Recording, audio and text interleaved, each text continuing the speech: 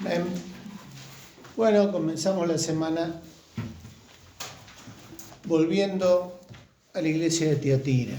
Digo volviendo porque la semana pasada comenzamos con introducción y vimos algunos puntitos. Volvimos a repasar el trasfondo de lo que eran estos mensajes a las iglesias de ahí de Asia Menor. Y veíamos también que se vuelve a repetir un problema espiritual ahí, que ya habíamos visto algo en otras congregaciones. ¿Se acuerdan lo que tenía que ver con participar de los sacrificados a los ídolos, de prestarse a prácticas que Dios abomina? Y bueno, la iglesia de Tiatira no estaba exenta de esas tentaciones y de esas prácticas que se estaban infiltrando dentro de la iglesia. Habíamos visto también cómo el Señor se presenta como el Hijo de Dios. ¿Se acuerdan que el contexto espiritual de esas ciudades era politeísta? Eran ciudades que tenían templos y adoraban a un montón de dioses. Sin embargo, Jesús se presenta como el Hijo de Dios, como el único Dios. También lo veíamos con la descripción de alguien que tiene los ojos como de fuego. ¿Se acuerdan? Sí. La imagen de los pies de bronce, de aquel que impresionaba, porque justamente se estaba dirigiendo a una comunidad que sabía muy bien lo que era. ¿Se acuerdan que hablamos de los rubros artesanales? De lo que eran los metales sometidos a la fragua, lo que era el bronce bruñido, el simbolismo que había detrás de todo eso, que nos mostraba a un Señor al que no se le escapa nada, al que no se le puede ocultar nada, que Él ve todas las cosas y que juzga con justo juicio. También veíamos que el Señor destacaba lo bueno de esa iglesia. Digo yo que llegamos hasta ahí. Díganme ustedes si no. Apocalipsis, vamos a Apocalipsis capítulo 2, versículo 19. El 18 que dice: y escribe el ángel de la iglesia en Tiatira, el Hijo de Dios, el que tiene los ojos como llama de fuego y pies semejantes al bronce bruñido, dice esto: yo conozco tus obras, y amor, y fe, y servicio, y tu paciencia, y que tus obras postreras son más que las primeras. El Señor arranca presentándose, pero también diciendo, como se repite en todos los mensajes: yo conozco tus obras. Y lo que destaca el Señor son virtudes de esta iglesia, ¿no? O sea, está destacando lo bueno: amor y fe y servicio y tu paciencia, y que tus obras postreras son más que las primeras. O sea que, si comparamos con Éfeso al revés, ¿no? Empezó bien y se enfrió. Se fue perdiendo ese primer amor. En cambio acá en Tiatira es como que esta congregación estaba activa, mantenía un buen testimonio, la relación de amor entre ellos, de la congregación y seguramente hacia los demás, el Señor la destaca. Tu amor, dice, ¿no? Sí. Lo primero, tu amor, tu fe, servicio, una iglesia activa que estaba no solo limitada a las reuniones 1 o 2 veces por semana, sino que tenía una relación seguramente con el entorno de servicio entre ellos, pero también hacia los demás. Y que tus obras, y tu paciencia, recuerden que el entorno, el contexto, era similar al resto de las congregaciones. O sea, la comunidad en la que vivían seguramente, como en todos lados, era hostil al Evangelio, tenían opositores, tenían gente con las que no simpatizaban, tenían que soportar humillaciones o insultos. Sin embargo, tenían paciencia. Y el fin de estos elogios del Señor, y que tus obras postreras son más que las primeras. Yo me quiero congregar ahí. O sea, un ejemplo casi perfecta, podemos decir. Pero seguimos leyendo en el 20 y el 21. Pero tengo unas pocas cosas contra ti, que toleras a esa mujer Jezabel, que se dice profetiza, enseñe y seduzca a mis siervos, y fornicar y a comer cosas sacrificadas a los ídolos. Veníamos bien con Tiatira, veníamos bien hasta el 20. Tengo unas pocas cosas contra ti. En realidad señala específicamente a quién. A alguien dentro de la congregación que el Señor le identifica como Jezabel. Seguramente no era el nombre real de esta persona, pero sí se refería al espíritu que tenía esta mujer, ¿no? Y nos lleva a la historia de Jezabel. ¿Quién fue Jezabel en el Antiguo Testamento? Bueno, esto lo vemos en espíritus seductores, ¿no? Jezabel, sacerdotisa de Baal, casada con un rey de Israel, que lleva al pueblo de Israel su culto, hace construir templos, hace que el pueblo adopte las doctrinas de Baal, hace que los profetas de Baal se instalen en el territorio de Israel, a tal punto que esta Jezabel persigue a los profetas de Dios que se tienen que esconder. Ahí nos encontramos con la historia de Elías. ¿Se acuerdan? Elías con los profetas de Baal. Claro, era toda una historia esta de Jezabel, que acá vuelve a aparecer en el Nuevo Testamento, dentro de esta congregación, ese espíritu que combatía en realidad lo que Dios quería hacer en medio de su pueblo. Bueno, esto aparece dentro de la iglesia, al punto que el Señor dice que enseñe y seduzca a mis siervos, ¿a qué? A fornicar. Jezabel era en el Antiguo Testamento era una sacerdotisa que dentro de sus cultos se practicaba esto, ¿no? La fornicación dentro del templo, la prostitución. Bueno, es como que en este contexto vuelve a aparecer esto porque ya formaba parte del contexto de las congregaciones de ese momento, ¿no? Y no solo eso, sino a comer de lo sacrificado a los ídolos. Y dice el Señor que toleras a esa mujer que se dice profetiza. Y acá es donde esto también nos tiene que preocupar a nosotros.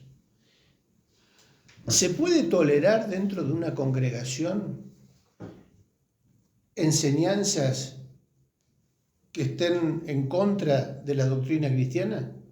No, estarías avalando. ¿Pero se puede hacer? No. Que la gente lo haga si Sí, se puede hacer, pero no se debe. No se debe. Pero en la iglesia de Tiatira sucedía y se le daba lugar. Estamos hablando de una congregación en donde se le da lugar a alguien para que en este caso enseñe y justifique estas prácticas.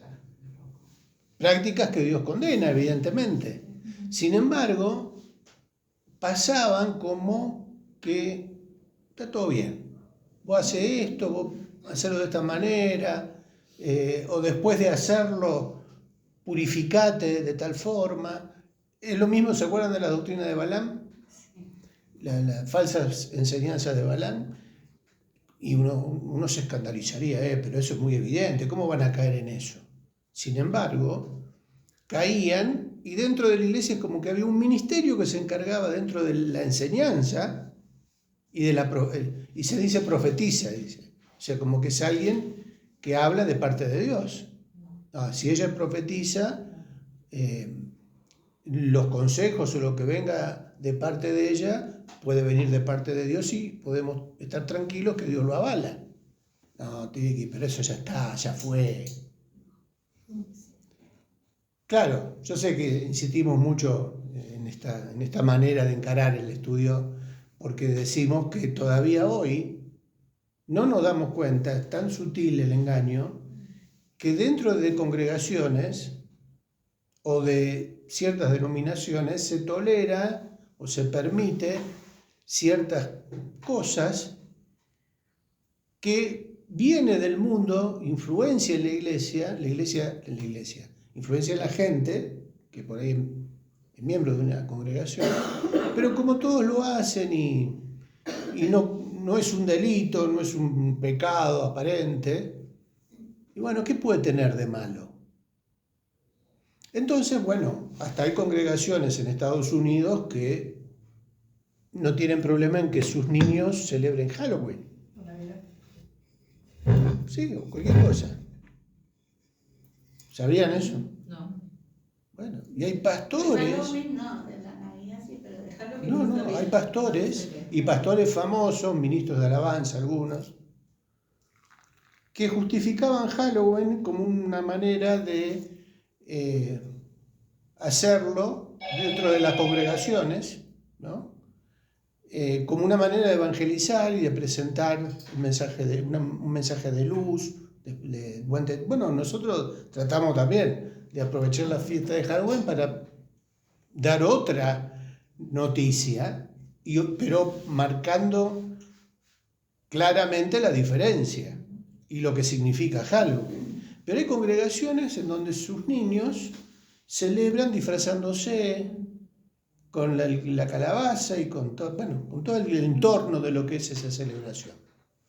Total, nosotros lo vamos a aprovechar de otra manera. Bueno, y así puede haber otro tipo de celebraciones y de costumbres o tradiciones que son del mundo, que penetran sutilmente dentro de la iglesia y que uno las puede o marcar claramente como algo peligroso, que puede contaminar o que puede confundir, o adoptarlas como algo inofensivo, ¿no? Total, bueno, vamos, nosotros le damos otro enfoque, otro sentido, pero se sigue participando. Tendríamos que tener otro curso aparte para ver cuáles son todas las cosas del mundo que se están adoptando dentro de las congregaciones como inofensivas, pero que causan daño. Yo digo que la gente no tiene conciencia de todo esto. No, deben pensar totalmente. Es que nosotros mismos por ahí pensamos que estamos haciendo algo o adoptamos algo que parece bueno, inofensivo. La otra vez hablábamos de la inteligencia artificial. ¿Se acuerdan? Bueno, yo cada día que pasa me entero de cosas nuevas con esto de la inteligencia artificial y el problema de seguridad que está teniendo por parte de los mismos creadores de la inteligencia artificial. Hay un grupo que está trabajando en lo que es seguridad, la seguridad informática, pero la seguridad apuntando específicamente a todo lo que es la IA, la inteligencia artificial. Ellos están preocupados porque ya los está sobrepasando. Como se va perfeccionando a sí misma, están empezando a tener problemas para controlar lo que ellos mismos crearon, y ya están proyectando que para el año 2045 el mundo ya no va a ser el que tenemos hoy. Estamos hablando de acá a 20 años, ¿no? No es mucho. Bueno, ya la vida en el planeta no va a ser la misma. Y con muchos riesgos en donde justamente el ser humano va a estar totalmente controlado por esta superinteligencia artificial, que sería el nivel máximo, entre comillas. Porque ahora estamos con una inteligencia artificial normal, o sea, contenida, lo que se ve en los celulares, lo que está apareciendo ahora como algo que puede ser una herramienta al que todos recurren para salir del paso. Es una solución rápida a muchas cosas, ¿no? El segundo nivel es una inteligencia artificial generalizada, general, o sea, mucho más amplia, con mucha más información y con mucho más control a nivel global. Y el tercer nivel es la superinteligencia artificial, que es justamente la que va a terminar gobernando el planeta, o sea, teniendo el control de todas las cosas.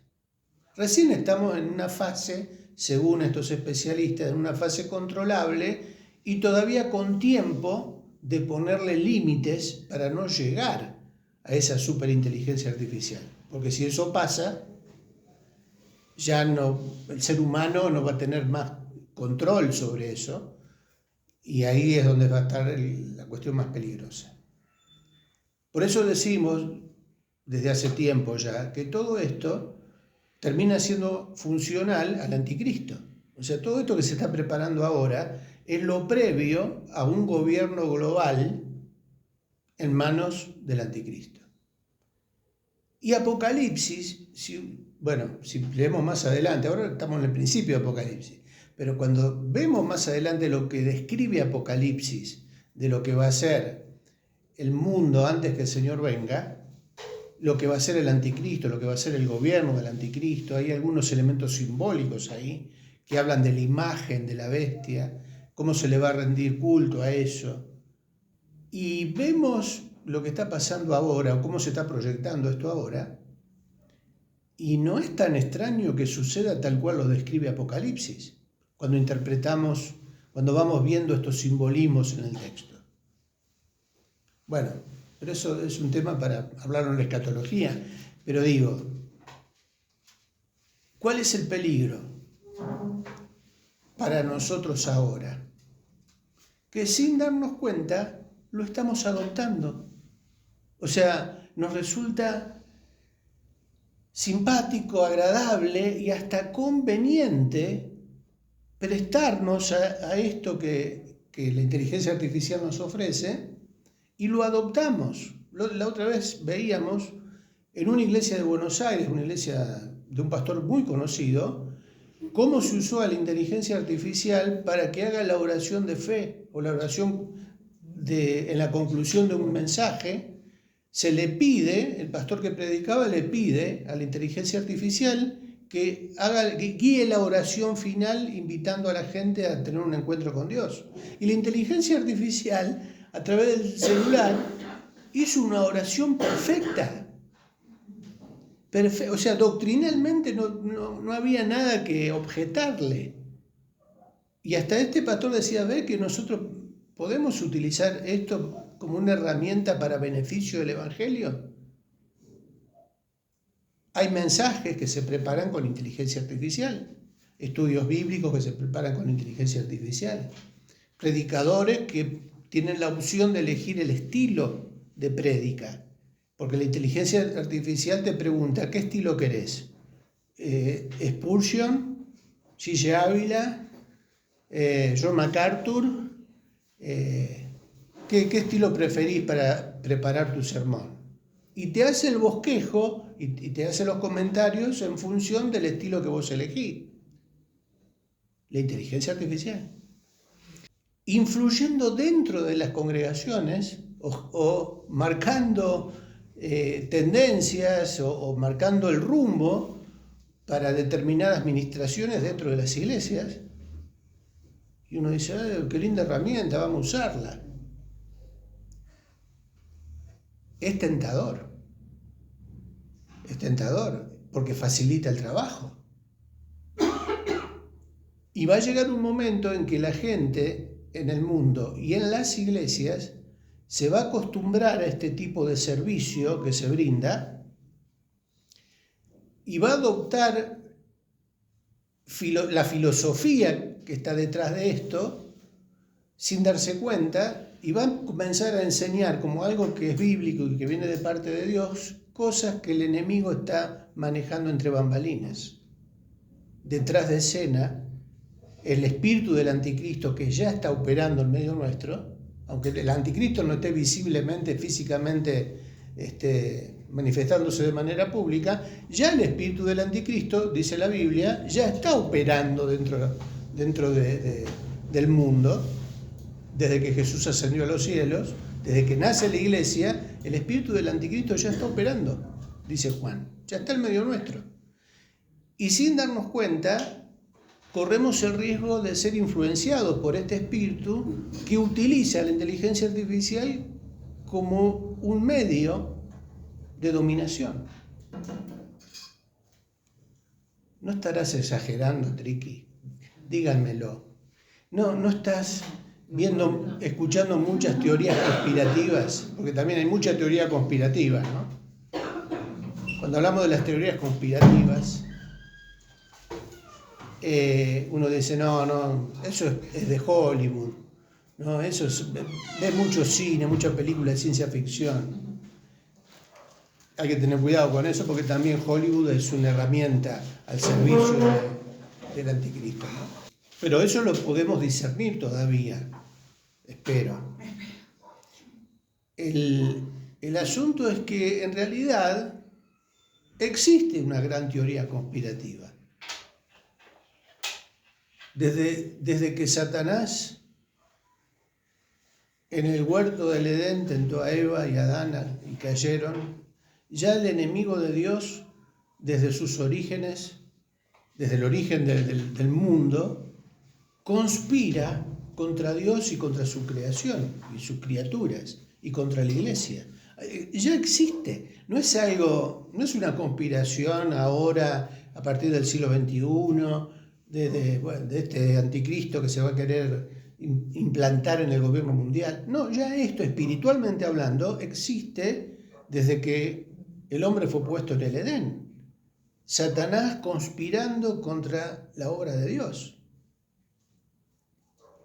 Hasta el momento de la cruz, Satanás intentando evitar que los planes de Dios se concreten.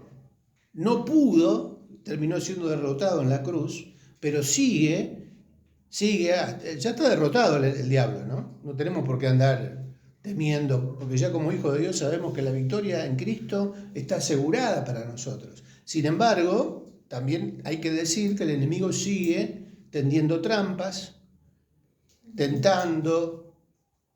intentando apartar de la fe a los hijos de Dios, intentar que los que no son hijos de Dios nunca lleguen a la fe. Esa es la gran conspiración de los siglos. Lindo título para un libro, un estudio. La gran conspiración de los siglos. Y no es una teoría, es una realidad. Entonces, en ese sentido, es cierto. Yo soy consciente de que existe no una teoría, una realidad conspirativa que nació ya con el enemigo tratando de destrozar la obra de Dios, de destruir la obra de Dios. Y bueno, a eso nos enfrentamos. Ahora, volviendo a Apocalipsis, lo que estaba sucediendo en la congregación era eso. Y se adoptaba sin problema. Por eso decimos que hoy nosotros no nos damos cuenta y estamos adoptando cosas del mundo, pusimos la inteligencia artificial como un ejemplo, pero costumbres, prácticas, tradiciones, cosas de la filosofía, influencia de la filosofía del mundo, el humanismo metiéndose dentro de las iglesias, que saca a Dios del centro y pone al hombre en el centro, por eso el evangelio de la prosperidad, ¿no? Por eso todo lo relacionado con el éxito, con tratar a Dios o al Espíritu Santo como si fuera nuestro delivery, ¿no? En donde Dios está obligado a sostenerme, a sanarme, a hacerme exitoso, a hacerme próspero en mis negocios, y lo que yo necesito se lo pido, y hasta ayuno para meterle presión a Dios como si fuera una pulseada, ¿no? Me vas a dar lo que... Yo voy a ayunar. como diciendo, y uno dice, Triqui, no es así. Por ahí nosotros lo tomamos, o no somos conscientes de cómo nos dirigimos a Dios cuando oramos. ¿Ustedes prestaron atención cómo oramos? ¿Cómo le exigimos a Dios? Nuestras reuniones de oración son listas de peticiones y la manera en que lo exigimos. En el nombre de Jesús, y a los gritos pelados, y en el nombre de Jesús. Pará, ¿quién sos? ¿No es mejor decirle, Señor, cómo podemos entender esto, este tiempo, esta lucha que estoy teniendo? ¿Qué me querés enseñar? ¿Qué tengo que aprender en medio de esta prueba? En el nombre de Jesús resisto y rechazo y reprendo y no, esto lo cancelo en el nombre de Jesús, esto no lo quiero para mi vida. Bueno, nadie quiere lo malo o lo que no nos causa placer. Pero ¿no será que Dios está tratando con nosotros y lo que estamos haciendo es esquivar el trato de Dios? ¿O zafar de lo que Dios nos quiere enseñar? ¿Porque no nos gusta la manera en que Dios nos trata o permite que pasen ciertas cosas? Por eso, yo sé que me estoy yendo, ¿no? Capaz que estoy chingando. Bueno por ahí, porque Pero he escuchado por ahí que en muchas iglesias decretan. Como que hacen, como yo decreto tal y tal y tal cosa. sí. No sé, a mí me resulta como raro, porque no estoy acostumbrada de esa manera de orar o de proclamar algo, no sé, y no es bíblico tampoco. Claro, medio metafísica, una onda así. Claro, como que Claro. yo de qué, pero aparte que uno lo hace como que de uno mismo. Me hiciste acordar de algo que forma parte de esto. Pero más o menos nos vamos dando cuenta de los riesgos, de los peligros que corremos hoy dentro de las iglesias porque se bajan líneas que justifican todo. Y uno se escandaliza, ¿cómo puede ser que haya iglesias que casen homosexuales? O que permitan la ideología de género, pero bueno, hay pastores, ministros que están en esa onda y que no tienen problema y se sienten orgullosos, el orgullo, la marcha del orgullo, dentro de las iglesias. Y cómo el mundo, porque eso tiene que ver con la ideología del mundo, estas ideologías de izquierda, feministas y de esto del nuevo movimiento de ideología de género y todas estas cosas, son cosas que vienen del mundo y que la iglesia toma o se deja influenciar por eso y lo incorpora porque Dios es amor. Y usamos un montón de justificativos bíblicos para avalar cosas que no son bíblicas, que no son de Dios. Entonces, justamente, ¿qué hacen? Toman con pinzas algunas cositas de la Biblia y nosotros tenemos que tener cuidado y tomar con pinzas este tipo de cosas que pasan, ¿no?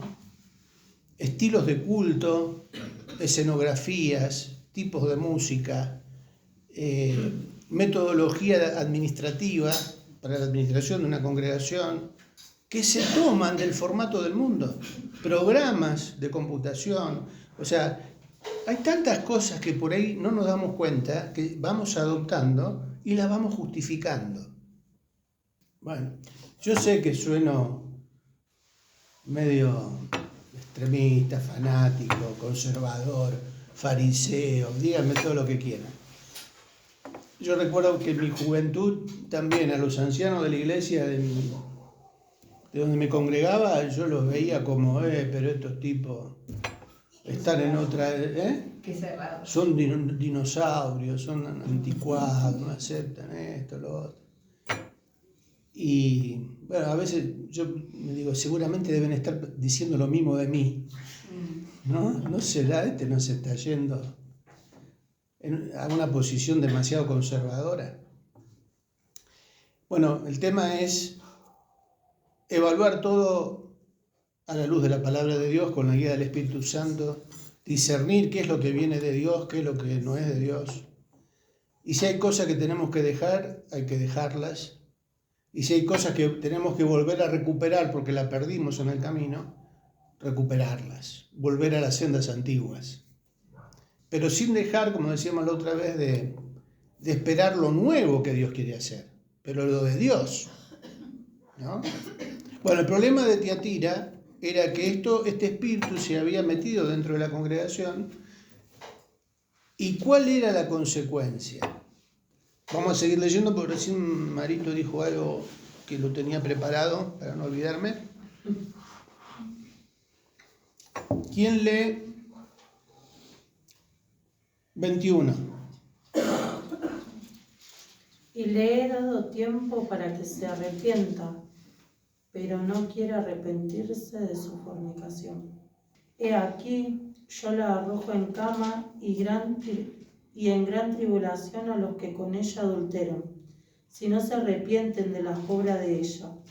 Y a sus hijos heriré de muerte, y todas las iglesias sabrán que yo soy el que escudriña la mente y el corazón, y os daré a cada uno según vuestras obras. El Señor dice que a esta Jezabel le dio tiempo ¿para qué? Para que se arrepienta. Seguramente el Señor estuvo tratando puntualmente con esta persona para que tome conciencia de lo que estaba haciendo. Y le he dado tiempo, ¿para qué? Para que se arrepienta.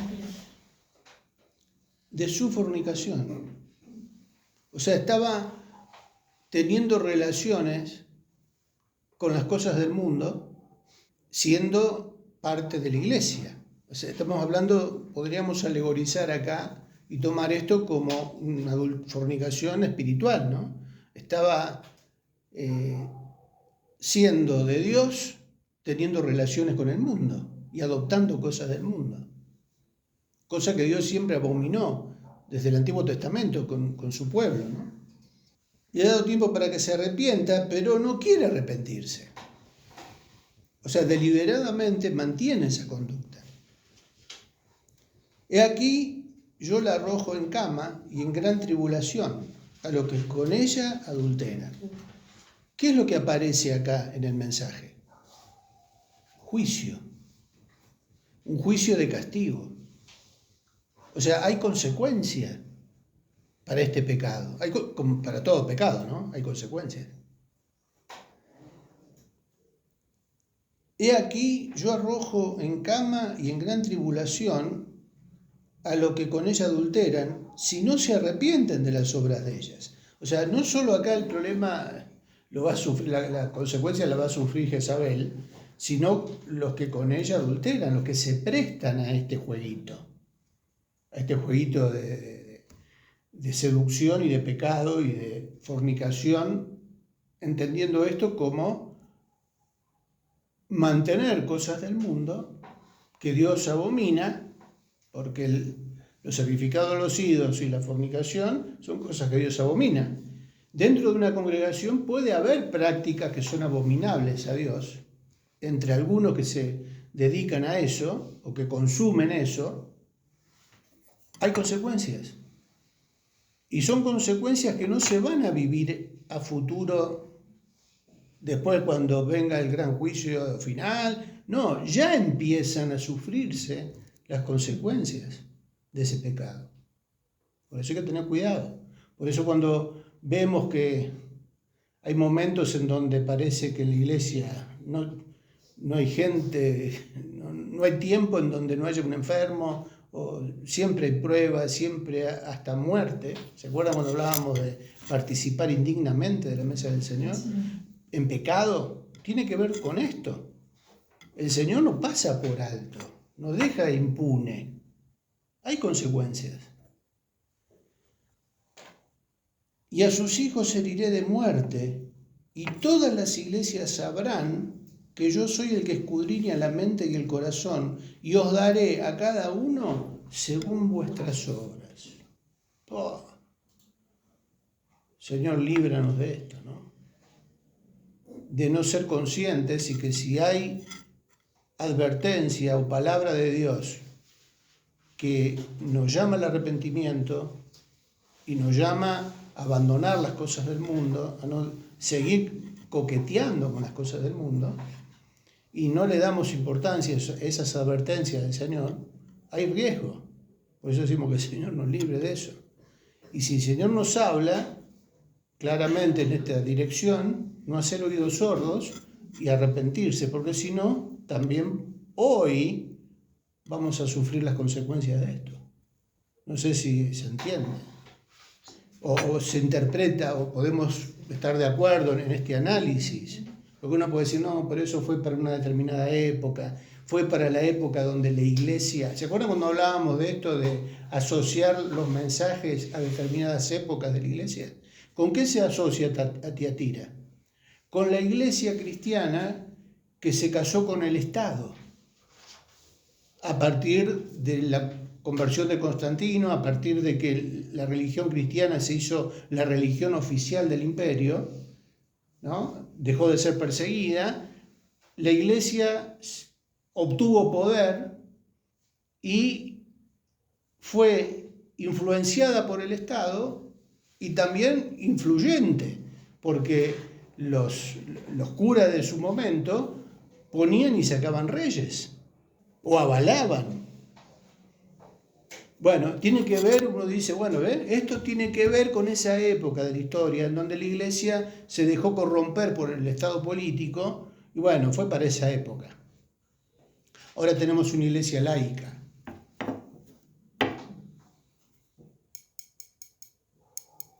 Pincita y comilla. No, fíjense cómo la iglesia de hoy sigue en la misma situación. Bueno, pero sigamos avanzando. ¿Hay consecuencias para ese tipo de pecado? Sí. Dios va a juzgar, Dios no toma por inocente al culpable. Sí, Dios es amor, pero también tiene los pies de bronce bruñido y sus ojos son como fuego. O sea, así se presentó el Señor con Tiatira, ¿no? Como diciendo, mirá que está todo muy lindo, son muy activos, tienen fe, tienen paciencia, conocen la doctrina, todo lo que quieran, pero yo miro lo que nadie ve. Pero a vosotros y a los demás que están en Tiatira, ahora se está dirigiendo a quiénes. A cuantos no tienen esa doctrina, a los que no se prestaron a la doctrina de Jezabel, y no han conocido lo que ellos llaman las profundidades de Satanás, yo os digo, no os impondré otra carga. No les voy a pedir que hagan algo más. Ya con lo que están haciendo está bien, está bueno. Lo que destacó al principio, versículo 19. ¿Recordamos? Amor, fe, servicio, paciencia, obras. Está bien, sigan así con ellos, está bien. No les voy a imponer otra carga. Lo que tenéis, retenedlo hasta que yo venga. O sea, todas esas virtudes, reténganlas. Todo lo bueno, manténganlo. Ricky, ¿puedo hacer una pregunta? ¿A qué se refiere con las profundidades de Satanás? Bueno, por eso digo que tomaba lo de Marito recién. ¿Vos te acordás lo que dijiste recién? La metafísica. ¿La metafísica? Sí. Bueno, ¿qué es la metafísica? Bueno, ¿con qué está relacionada la metafísica? Y al hinduismo, esas cosas. Claro, tiene que ver con, para hacerla corta, 200.000 cosas de la India. tiene que ver con disciplinas que están relacionadas con el ocultismo. Claro, sí. Sí. Cuando ahí se habla de las profundidades de Satanás, se estaba refiriendo justamente en ese contexto a que esta influencia de este espíritu de Jezabel que vemos ahí se dedicaba a este tipo de prácticas en ese contexto con una influencia del gnosticismo y de la filosofía griega.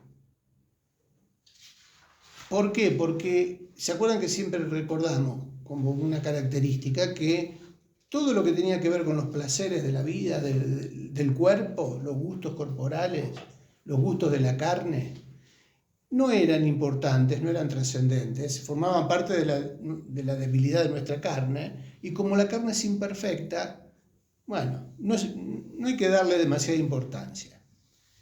Por eso también Pablo tuvo que hablar en contra de esto, incorporando al cuerpo como templo del Espíritu Santo, que debemos respetar como algo que Dios hizo para que nosotros podamos cumplir con el propósito que Él determinó en la eternidad para nuestra vida, ¿no? Nuestro cuerpo es templo del Espíritu Santo y debemos también mantenerlo santo. No hacer nada que vaya en contra y que ofenda a Dios, que habita en nuestro cuerpo. Bueno, en esa cultura, el experimentar cosas misteriosas y ocultas, que lo hacían los gnósticos, que lo hacían los que practicaban las ciencias ocultas, en ese momento ellos le decían las profundidades de Satanás. A todo este tipo de disciplinas esotéricas, misteriosas, que pasaba por eso, incluyendo la fornicación, la de comer de cosas sacrificadas a los ídolos, prestarse a ritos paganos. Había una serie de prácticas de disciplina que eran justificadas y había como una categoría, como un escalafón para ciertas personas que cuanto más experiencias de este tipo tenían, más sabias eran o más experimentadas eran, o llegaban a un nivel de conocimiento más profundo que el resto. Y eran hasta respetados por eso, porque se prestaban a todo este tipo de cosas. Y lo tomaban como un orgullo. Yo pude llegar a las profundidades. No sé si se entiende esta expresión de lo que era para ellos las profundidades de Satanás. Tenía que ver con toda esa cultura esotérica, mística, en donde se prestaban a todo este tipo de cosas, y cuanto más experiencia de ese tipo tenían, eran como que eran más importantes y más reconocidos. Y contaban todo eso como si fueran hazañas. Y eran hasta temidos. ¡Wow! Mirá por la experiencia. ¿Qué hiciste para tener esa experiencia? Y ya generaban expectativa en otros para atraerlos, ¿no? ¿Y a dónde fuiste? ¿A quién consultaste? Y vamos al oráculo de Delfos, y vamos a tal lugar, a tal pitonisa. Pero a vosotros y a los demás que están en Tiatira, cuantos no tienen esa doctrina y no han conocido lo que ellos llaman las profundidades de Satanás, mejor. Si no conocieron todo eso, se salvaron de meterse en cosas raras. No les impondré otra carga, pero lo que tenés, retenerlo hasta que yo venga. ¿Más o menos hasta ahí vamos? Sí. Vamos a ver si podemos, no vamos a concluir. Yo sé que esos países como la India, ¿no? Dice que hay más de 2.000 tipos de este tipo de... La India es... Y África. Y África también. Bueno, Japón. si uno analiza estas naciones que están nombrando, ¿no? La India, Sí, los países animistas, ¿no? En África y todos los países de África que históricamente adoptaron todo este tipo de cosas, de prácticas, ¿cómo están? ¿Cómo viven? En la India se ven las aberraciones físicas más grandes del planeta, ¿no? Personas que nacen con 2 cabezas, con deformidades, con 4 brazos. ¿Vieron que dentro de la iconografía hindú, ese que tienen, el Ganges, sí? Bueno, vivieron históricamente dentro de este mundo animista, igual que en África.